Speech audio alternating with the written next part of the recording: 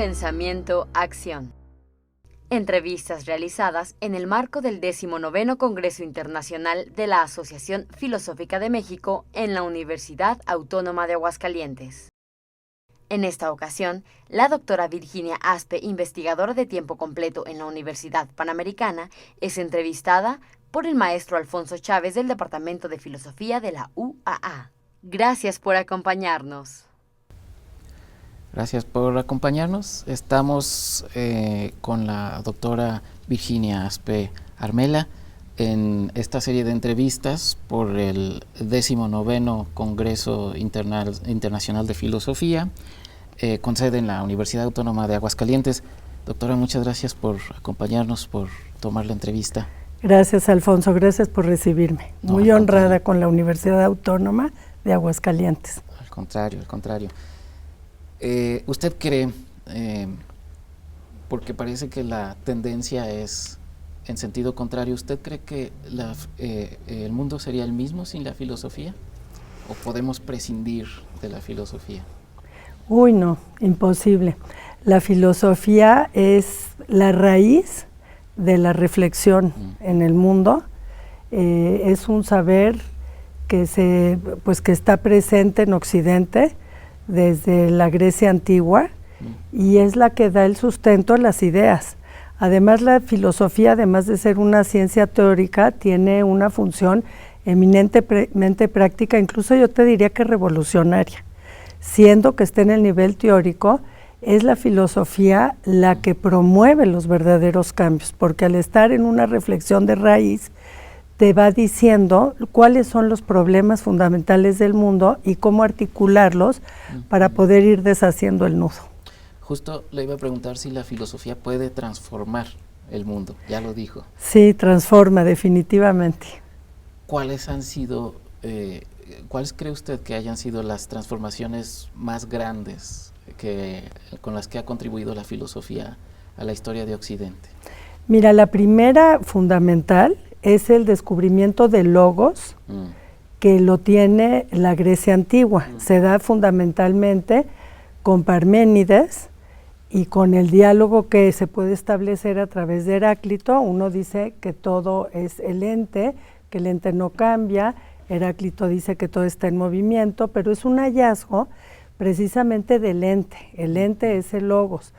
Y ahí la gran transformación es que encuentran al ser humano como un ser que tiene logos y que el universo tiene un sentido, tiene logos. Entonces esa es la gran transformación, porque es el tema del ente y a partir de ahí arrancan todas las ulteriores transformaciones. Y después tenemos dos grandes vías muy importantes, la oriental y la vía latina. La vía oriental es a través de los árabes, que es la primera ilustración medieval, y la otra, que es la latina, pues es todo el tema de los primeros padres de la Iglesia y después de la escolástica, que van a dar la eclosión de estos dos durante el siglo XII y XIII en la Universidad de París. Se va a ir gestando paulatinamente con el siglo XIV, lo que va a dar pie al Renacimiento. El Renacimiento es la vuelta al hombre, por eso se llama renacer del pensamiento clásico y es la otra gran transformación. Y después tenemos, yo creo que un tema muy fuerte después del Renacimiento es el tema del sujeto, con Kant, que es el otro gran momento de la filosofía, es la filosofía moderna, que empieza con Descartes, pero que en Kant se consolida de una forma muy fuerte para, por último, yo te diría el último gran hallazgo, pues viene la posmodernidad. Yo me brincaría hasta la posmodernidad, en donde tenemos un planteamiento de la diversidad, de la alteridad, de la unidad en la diferencia, en donde la filosofía vuelve a recobrar una importancia decisiva, porque en la globalización actual que vivimos pues, son los temas de los multiculturalismos y de toda la hegemonía imperial actual. ¿Cree usted que este diálogo o esta discusión inicial entre Parménides por un lado y Heráclito por el otro lado sigue dándose ahora encarnada, digamos, en otros pensadores a lo largo de la historia? Sí, sigue vigente. Algunos pensadores han dicho que no hay nada después de los griegos. Todo se planteó ahí de manera incipiente y posteriormente han sido distintas formulaciones de ese único hallazgo, por eso es el hallazgo clave. El logos, claro. Sí, el tema de logos. Entonces, podríamos decir de estas transformaciones posteriores que son nuevos enfoques de una misma discusión, o hay realmente contribuciones nuevas, hay progreso en filosofía. Sí, hay contribuciones absolutamente nuevas, yo incluso te diría que algunas inéditas. El tema del sujeto es un tema que no se había formulado como lo hace Kant, pero sigue siendo un tema que Platón dio como clásico, que es la unidad y la diferencia, la unidad en la diversidad. Y en ese sentido, sí es un replanteamiento, pero siempre con temas absolutamente nuevos y absolutamente inesperados, como la filosofía sobre lo que problematiza es lo real, pues la realidad no es solo pues los seres vivos, la realidad son los fenómenos sociales también. Entonces hay diferentes planteamientos según las necesidades de la época. La filosofía habla de lo real, pero de distinta manera que la ciencia. ¿Cuál cree usted que sea la diferencia? Porque otro de los aspectos de la situación actual de la filosofía es que se le quiere dar un tratamiento idéntico al que se le da a las ciencias, a la ciencia física, a la biología, por ejemplo, ¿no? ¿Cuál cree usted que sea la diferencia fundamental?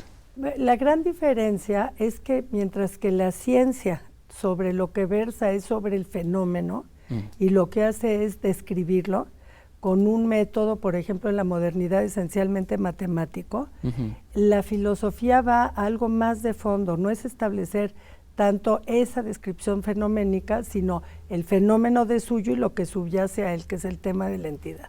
¿Se puede conocer a los seres humanos mediante la ciencia, o el conocimiento filosófico es más propio de lo propiamente humano, valga la... Sí, la ciencia tiene una visión parcial en el sentido de que mira aspectos de la realidad. Por ejemplo, pienso en este inglés Harvey en el siglo XVII, que descubre el movimiento circulatorio de la sangre. Entonces da pie al mecanicismo en ese momento. Y esa observación es la observación de un sistema, de una parte. La filosofía no va a esa observación aspectual, sino algo más profundo, algo de raíz. ¿Y más comprensivo quizá? Más comprensivo, más integrador, menos específico. No quiere decir que la filosofía sea algo general común, pero sí es menos específico, porque justo las ciencias por eso se dividen en distintas ciencias y disciplinas, mientras que la filosofía está más atenta a un problema de raíz. Eso es. ¿Cree usted que en este contexto en el que vivimos actualmente, la filosofía se encuentre de alguna manera en peligro? Uy, está acechadísima, enorme, de modo muy importante. Primero en el currículo, porque la filosofía, mientras que fue una cuestión fundamental en las civilizaciones, lo que actualmente estamos pasando, y en especial en Occidente, por los griegos, lo que actualmente estamos pasando es que se la intenta borrar del currículo. Vivimos una época de especialización, entonces el problema es que ya no se considera tan relevante. Hay en el propio ejercicio de la filosofía, o en quienes ejercen la filosofía en estos últimos años, o en los dos últimos siglos, el siglo pasado y este, ¿algo de culpa por esta situación? Sí, porque una de las cuestiones fundamentales de la filosofía es que te enseña a pensar, a estructurar argumentos y a estructurar ideas. Si tú la quitas, vas a seguir con saberes muy importantes, pero que son saberes muy especializados o son saberes de razón instrumental y técnica, que es lo que estamos viviendo ahorita. Y es unido a los criterios liberales del mercado, pues estamos perdidos, porque vale lo que se vende, vale lo que va de acuerdo a las leyes del mercado, y entonces tenemos un problemón, porque claro, en ese sentido, pues la filosofía o no tiene nada que hacer, o si se plantea, no parece que esté dentro del paradigma actual, cuando es urgente que se restituya. ¿Y hay algo que podamos hacer quienes ejercemos la filosofía en esta época para oponer resistencia o para incluso revertir la situación? Mira, uno primero que yo pienso es que la filosofía a veces se ha vuelto excesivamente academicista. Entonces se vuelve un saber de una élite separado de las necesidades de la realidad. La filosofía tiene que ver con la realidad y tiene que salir a formular los problemas que ve en la realidad. No es nada más una escuela, una técnica, una especialización de pensamiento. Eso sería la muerte de la filosofía. La realidad con la que se enfrentan las personas en su vida cotidiana, digamos, ¿no? Los problemas económicos, la pobreza, pues, la violencia, etcétera. Exacto, la filosofía tiene que hablar de la problemática real del momento. Entonces, mira, los griegos, por ejemplo, ¿por qué siguen vigentes y son tan actuales y siempre se siguen planteando? Porque tú ves cómo es Grecia, una península que estaba entre Oriente y Occidente, tenía todas las navegaciones. Entonces, los griegos tenían mucha comunicación con lo distinto y por eso pudieron hacer un planteamiento de raíz. ¿Me explico? Entonces, en ese momento, la reflexión que ellos hicieron fueron sobre sus propios problemas.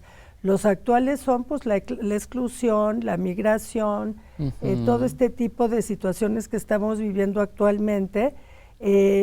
Por ejemplo, tiene mucho que decir en esta revolución cibernética. Todo esto, un énfasis en una razón que responda frente a la problemática actual y no se quede anacrónica, haciendo planteamientos antiguos que quizás hoy a los chavos milenios pues no tienen nada que decirles. Entonces, tenemos que recuperar el verdadero hábitus latente de la circunstancia actual. Claro. La filosofía tiene que hablar de estos temas, pero además tiene que hacerlo también fuera de las aulas. Exacto.